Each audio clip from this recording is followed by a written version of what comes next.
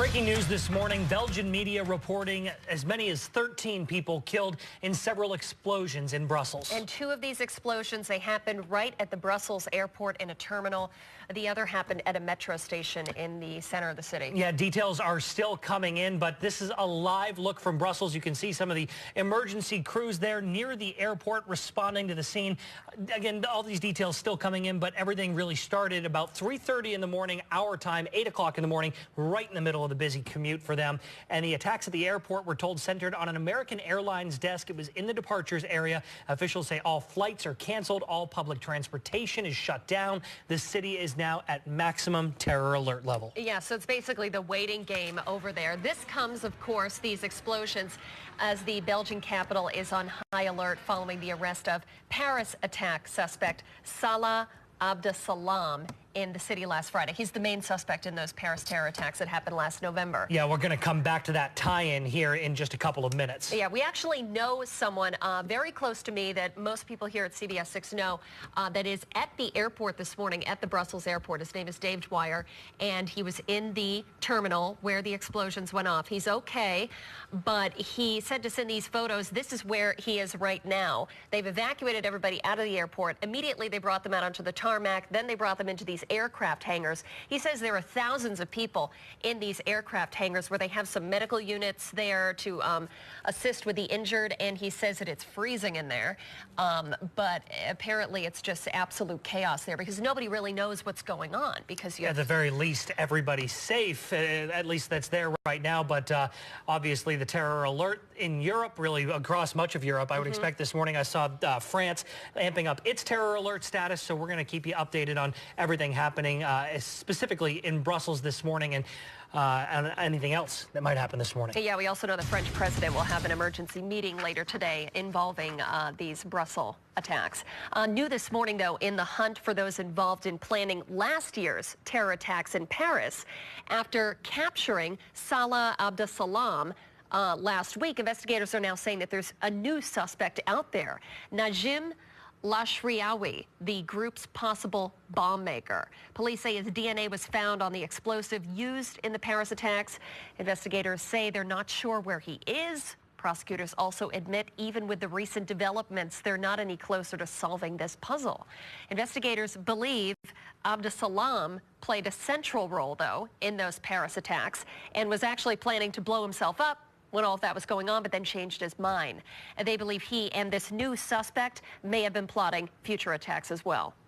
Coming up on 6:03 this morning, we also want to get a check out the door this morning. Craig, some of us with some snow on the windshields. Yeah, it's funny. Julia, actually, she puts on her windshield. She spells out in the snow, really, with a question mark? Yeah, really.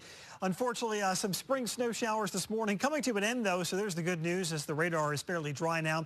Upper 20s for the most part, some middle 20s and lower 20s working our way a little further north. So a chilly start. We'll wind up near 50 later today, though, so sun to start. Snow showers have come to an end, and then clouds will be on the increase a little bit later on today. There's your forecast. What about your traffic? All right, Craig, thanks. We are on I-90 exit 3 for the state campus. Eastbound traffic there at the bottom of your screen. No real traffic to speak of out there right now. 511 has you accident and incident free. That's your CBS 6 Eye on Traffic. Happening today, the Assembly Committee will consider legislation to legalize and regulate mixed martial arts in New York. As of right now, this state is the only one in the country where the sport is still illegal. But that all could change with an Assembly floor vote that could come as early as today. Carrie Beal joining us live outside of a UFC gym in Albany this morning where the owners, they've been big advocates for this bill. So, Carrie, how close is this legislation to even passing? And if it does, what could this mean for the state? Well, we just moved inside. We're inside a rink in the UFC gym, and the owners here say this legislation could generate millions from businesses like this, also tournaments that could be held throughout the state from all those spectators that come to watch the professional matches. It's also an opportunity for amateur athletes to really take it to the next level, perform in their own state, and then become a professional athlete. We'll talk with one of those amateur athletes in just a minute, but here's some main points of the legislation. Under the new law, the State Athletic Commission would regulate the sport and accident insurance would be required for athletes. The commission could also perform studies to promote safety in the profession. Assembly Speaker Carl Hastie said last week there are now 80 Democrats supporting the bill, which is more than needed to pass it through the Assembly floor. Governor Andrew Cuomo is expected to sign the bill if it's approved. I'm here with Dan Jones. He's the owner of the UFC gym here, one of the managers, and he's also an amateur athlete. Let's first start with safety. There's a lot of safety concerns with professional MMA fighting. How would you address that? I'd say, you have to look at it kind of like boxing. Pre-regulation and pre-legalization, we had a lot of problems with safety, a lot of shoddy events, bad promotions, doing things that were bad for fighter safety. Now that we have a sanctioning body, once it becomes legal, we'll have the same kind of safety, restrictions in place as boxing. And with the Boxing Commission, they do a great job with the fighters, like pre-fight and post-fight testing for, CTE, mental difficulties, that kind of thing. So I think it's great for the fighters. It's great for the area. It's going to be great for the gym, too, because we have a lot of members here that enjoy, going to fights, watching some of the guys that are developing in here, and seeing their progress over time. And before, that was something we could only do out of state. So now we offer a mixed martial arts program. You could come in here as a young kid and learn those techniques and do it the right way, not out of somebody's garage. This is a very safe, clean environment. We have professional coaches here. Yeah, it's a professional place to come. All right, well, we'll continue to go live with Dan Jones here all morning and have more on this. I'm Carrie Beal reporting live in Albany for CBS 6 News. Carrie, thanks. Taking a look at the race for the White House today, voters in Idaho, Arizona, and Utah will decide who should be their party's presidential nominee. More than 200 delegates are up for grabs today. On the Democratic side, frontrunner Hillary Clinton looking to extend her lead, while Donald Trump's rivals are hoping to slow him down. On Monday, Trump focused on foreign policy during a trip to Washington, where he suggested the U.S. should rethink its involvement in NATO, saying the U.S. is paying too much and the world is different now than it was when the idea was created. Ted Cruz and John Kasich, though, quick to respond. It's a dangerous world. If America withdraws, we get the kind of chaos that Obama Clinton has produced. As a leader of this country, you want to be very careful, and I wouldn't say that now.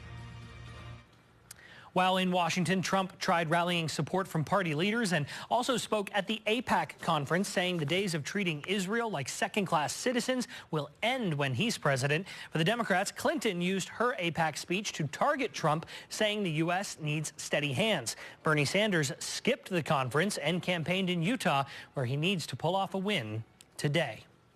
In Albany, the Common Council has voted to keep a controversial trash collection fee. The so-called trash tax was signed into law at the beginning of the year by Mayor Kathy Sheehan.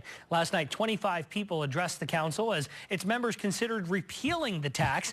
It charges the landlords of 2 to 4 unit apartment complexes $180 per unit per year, with the first unit free.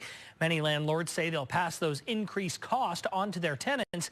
Those who spoke against the tax called it unfair and discriminatory.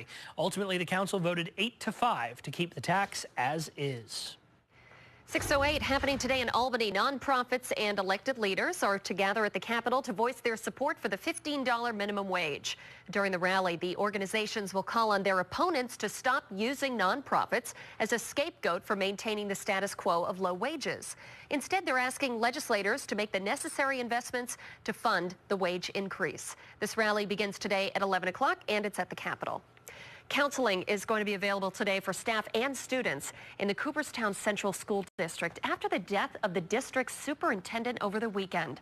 State police say it appears Clifton Hebert was killed in an ATV accident in the town of Richmondville. Hebert had served as the superintendent since 2010. The district did cancel all classes yesterday, but they will resume on a regular schedule today.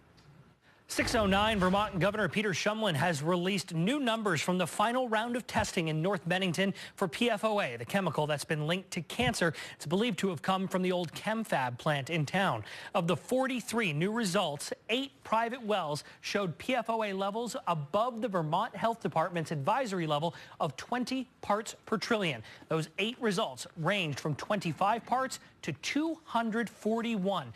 This brings the number of wells tested to 185. 104 have come in at above that advisory level. Petersburg and Hoosick Falls, of course, also dealing with this PFOA water crisis. CBS 6 will be hosting a town hall event on these situations. It's April 14th right here in our Niskayuna studios, and you can be a part of our audience. To sign up, just visit our website, cbs6albany.com. In North Carolina, the state's General Assembly returning for a special session. The controversial legislation recently passed that they are trying to override. And a national animal rights group still causing problems for SeaWorld. What PETA says the park should do with the remaining killer whales in captivity.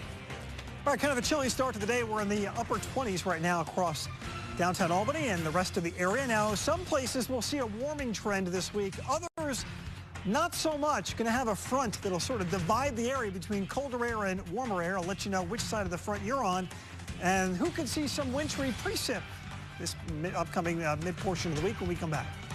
And showing you another live look here at the Brussels airport where 2 explosions happened earlier this morning. We're hearing at least 12 people dead, dozens more injured. We're going to stay on top of this story, bring you more live looks, and we'll let you know what's developing there this morning.